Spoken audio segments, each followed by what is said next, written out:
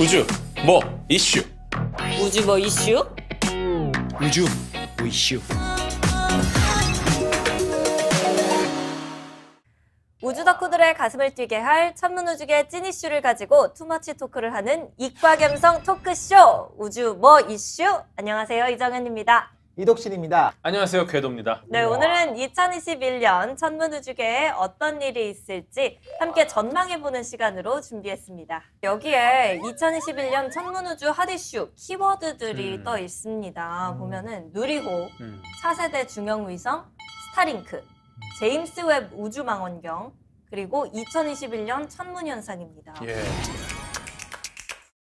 일단 올해 발사 예정. 그러니까요. 우리 로켓이죠. 우리 네. 1단에서 3단까지 모두 우리 기술을 사용한 그런 최초의 우리 로켓 우주 발사체가 되고요. 완전 우리 거. 그렇죠.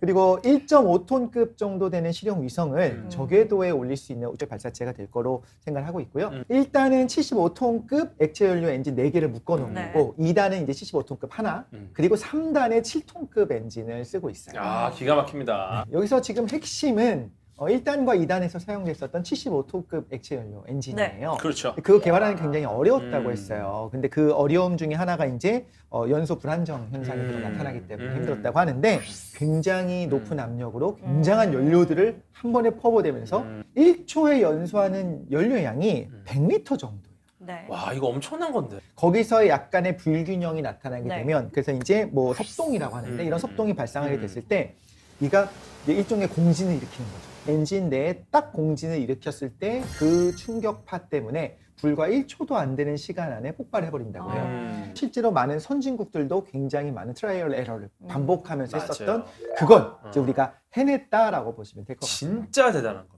맞습니다. 인류에게 허락된 폭발이 아니야, 이거. 말씀해주신 대로 이게 워낙 힘든 일이다 보니까 16개월 동안 10여 차례 설계 변경을 하고 20회가량 시험을 진행해서 이제 문제를 해결했다고 네. 합니다. 그래서 이제 2018년 11월에 이 시험 발사체를 성공한 게 바로 이 75톤급 엔진이라고요. 맞아요. 이게 사실 정말 대단한 거예요.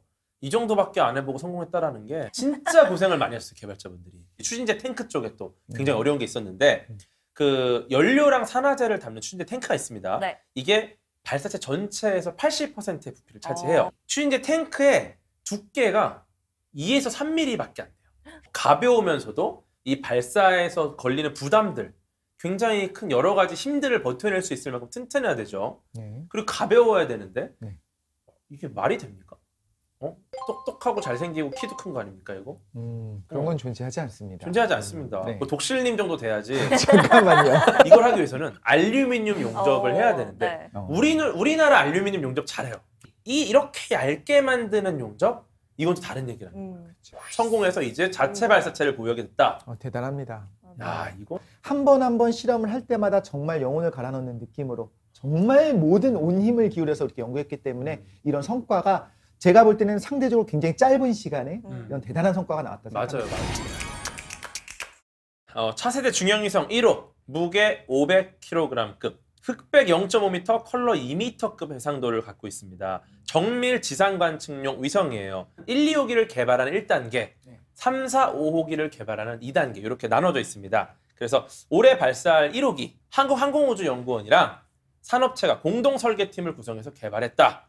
네, 그러면서 한국항공우주연구원의 주요 기술들을 좀 산업체로 이전을 시켰습니다. 2호기부터는 아예 산업체가 위성 시스템 설계부터 본체 개발, 제작, 조립, 그리고 시험, 여기까지 전 과정을 아마 좀 주도적으로 하지 않을까. 저궤도라고 해도 네. 수백 킬로미터예요. 그렇죠. 높은 데서 지상을 봤을 때 흑백의 경우에 아까 해상도가 0.5m였잖아요.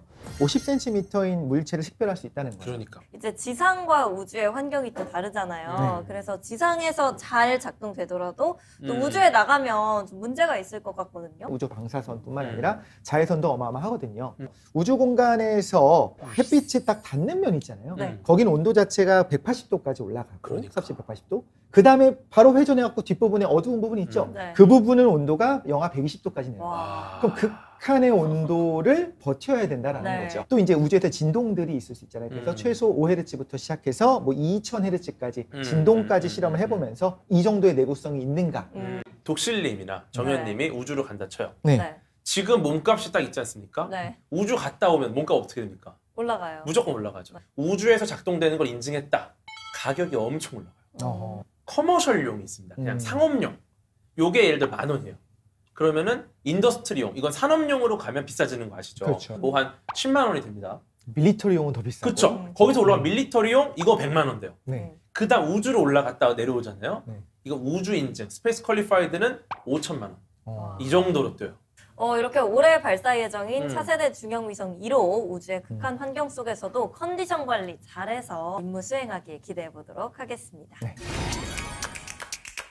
네, 또 제가 가장 관심 있게 봤던 부분이 이 스페이스X의 스타링크 얘기였거든요. 아, 전 세계 초고속 인터넷망을 구축하는 프로젝트인데요. 올 상반기에 스타링크 베타 버전을 신청한 사람이 70만 명이고 와우. 1개월 이용 금액은 $99. 그러니까 하나로 약 11만 원. 11만 원. 초기 장비 설치비가 $499니까 하나로는 56만 원 오. 정도 한다고 합니다. 인터넷 비용 치고 싸진 않은데. 그렇죠. 맞습니다. 그렇죠. 우리나라는 인터넷이 굉장히 빠른 편이기 때문에 왜 이렇게 비싼 돈을 주고 또 굳이 인터넷을 설치할까라고 생각이 들었는데 지구 전체로 보면 이제 지구에 사는 사람들 중 50%가 여전히 인터넷이 없다고 합니다. 네. 오지나 산에 사는 사람들도 있고 또 가난한 나라나 아니면은 정말 국토가 넓은 나라는 일일이 또 광섬유를 설치할 수가 없잖아요. 심지어 미국만 해도 뭐 국토 횡단하다가 중간에 휴대폰 안 터지잖아요. 그래서 필요한 분들이 많이 있을 것 같고 네. 그런 부분이 또 시장성이 있다고 판단한 게 아닌가. 네. 그런데 궁금한 건 이제 속도죠. 인터넷 속도를 말할 때 전송 속도, 지연 시간 이 두 가지로 이야기를 해요. 네. 전송 전송 속도가 초당 50MB에서 150MB 정도 되고요. 네. 그다음에 지연 시간이 20ms에서 40ms. 이게 가능한가? 전 세계 인터넷 평균 속도가 초당 5에서 7MB입니다. 네. 네. 그쵸. 한국은요? 한국은 초당 25MB. 이 스페이스X가 이 목표로 하고 있는 이 속도에 도달을 한다면 사실은 우리나라의 평균보다도 한 40배는 빠르다. 굉장히 많은 위성이 필요하겠어요. 작년 11월 기준으로 1000개 위성이 현재 지구 저궤도에 안착해 있는 상태입니다. 이미 엄청나게 예, 많아요. 예. 계속 올라가요, 계속. 스타링크 인공위성 위치를 알 수 있는 그런 어. 앱들도 있다고. 예. 와. 이미 너무 많은데? 좀 징그러운 느낌도 있네요, 심지어. 네. 벌써 뭐 1000개 약간 올라갔으니까. 한공포증 이런 게 올라가고 그래요. 그러니까요. 25년까지 11,925개? 그 전 세계 곳곳에서 스타링크 위성이 쭉 늘어서서 움직이는 모습을 볼 수 있다고 해요. 그래서 그러니까요. 그걸 스타링크 기차라고 불러요. 오. 관측을 하면 어떤 각도가 맞았을 때 네. 여러 개가 쭈르륵 하고 지나가는 것처럼 마치 은하철도 999. 근데 이렇게 많은 인공위성들을 하늘로 올려보내는 게 가능한가요?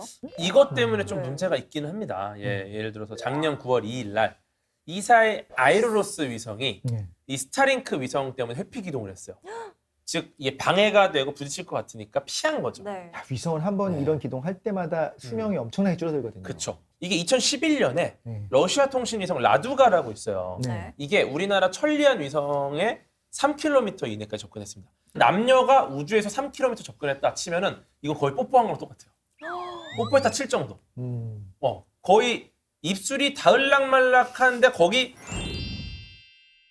그런데 이렇게 접근을 해서 네. 긴급 회피 기동으로 피했어요. 저희 위성. 근데 네. 왜 우리가 피해야 됩니까? 그쪽이 피하면 안 되나요? 왜냐면 손해 보는 거 우리거든. 라두가에 비해서 천리안 위성이 훨씬 쌩쌩한 애예요. 러시아 위성은 얘는 솔직히 뭐 에라 모르겠다 야 거의 부딪혀도. 근데 우리 거는 이거 비싼 거거든 이거. 부딪히면 무조건 우리 손해입니다. 케슬러 신드롬이 현실화가 될 수 있다는 건데 맞아요. 그 케슬러 신드롬이 바로 그러니까 하나가 만약에 충돌해서 우주에 파편이 생겨나게 되면 연쇄적으로 그래비티라고 하는 맞아요. 영화가 맞아요. 그 케슬러 신드롬으로 90분에 한 번씩 닥쳐오는 그런 모습들이 잘 구현이 됐었죠. 맞아. 근데 사실 스페이스X는 네. 저희가 이제 화성 탐사 얘기할 때 나왔던 우주 개발 업체잖아요. 그렇죠. 왜 갑자기 인터넷을 손을 그쵸. 대기 시작하는지 예, 궁금해요. 결국 이것도 일론 머스크가 밝혔는데 위성 인터넷 사업을 통해서 결국 최종 목표인 화성 여행, 화성에 이주했을 때 우리 일종의 그 정착할 수 있는 보금자리를 건설하는 돈이 많이 들지 않겠습니까? 네. 네. 이것 때문에 그 비용을 돈을 조달하려고. 벌기 위해서 결국은 화성밖에 모르는 화성 바보. 사실 제일 기대하는 것 중에 하나인데 제임스 웹 예. 우주망원경이죠. 허블 우주망원경이 이제 수명이 다해가니까 네. 그 바통을 이어받을 차세대 우주망원경입니다. 개발 자체는 96년부터 개발이 됐어요. 맞아요. 이거 그러니까- 바통 이어받는다는 얘기가 저 고등학교 때부터 나왔어요. 너무 오래됐어요. 미국 나사에서 음. 그 아폴로 프로젝트를 음. 프로그램을 진행했었던 그 국장의 이름입니다. 지금까지 개발된 우주망원경 중에서 가장 큽니다. 야. 주경의 지름이 6.5m, 와. 상당히 큰 거고요. 그리고 관측할 수 있는 파장이 0.6에서 28 마이크로미터. 그러니까 가시광선 중에서도 붉은색 영역부터 시작해서 주로 얘는 적외선을 본다. 6.5m짜리 주경을 펼치고 우주로 갈 수는 없잖아요. 그렇죠. 접혀 있다가 어. 우주 공간에서 이제 펼치는 구조로 되어 있습니다. 네. 제임스 웹 우주망원경 같은 경우에는 라그랑주 포인트라고 하는 음. L2 포인트에 위치를 시켜요. 태양과 지구의 중력이 절묘하게 조화를 이루는 몇 군데 포인트가 있는데 그 중에 한 군데입니다.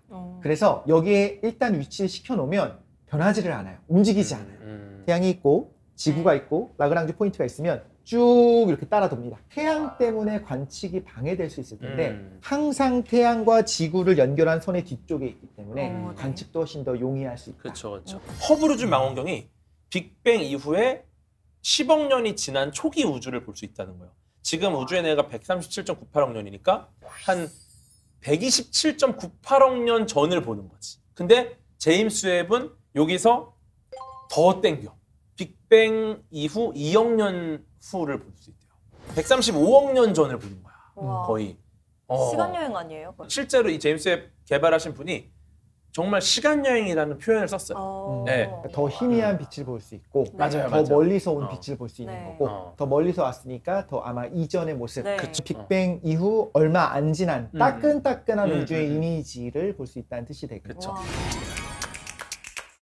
이어서 올해는 또 어떤 우주쇼가 기다리고 있을지 정리해봤습니다. 1월 3일에 4분의 자리 유성우, 4월 27일에 올해 가장 큰 보름달, 5월 26일에 개기월식, 6월 10일에 금환일식, 8월 13일에 페르세우스 자리 유성우, 11월 19일 부분월식, 12월 4일 개기일식 이렇게 있습니다. 우리나라에서 관측 가능한 천문현상 중에서는 이제 5월 달에 있는 개기월식이 제일 크네요. 네. 사실 기대되는 거는 금환일식이라든가 개기일식이 있지만 그건 그렇죠. 아쉽게도 네. 우리나라에서는 볼 수 없다고 합니다. 슬퍼요, 슬퍼. 금환일식 뭐 이런 거는 뭐 다이아몬드 링도 있거든요, 다이아몬드 링. 네.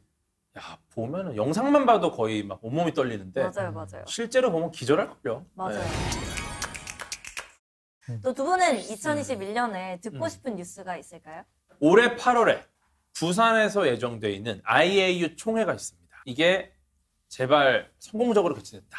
예전에 우리 명왕성이 태양계 식구들에서 쫓겨났잖아요. 네. 그렇게 됐죠. 명왕성 잘린 게 바로 이거예요, 여기에요. 아, 네, 투표해가지고 자르거든요. 저는 이제 스포츠와 e스포츠 쪽에서 음. 일하니까 만원 관중이라는 뉴스를 아.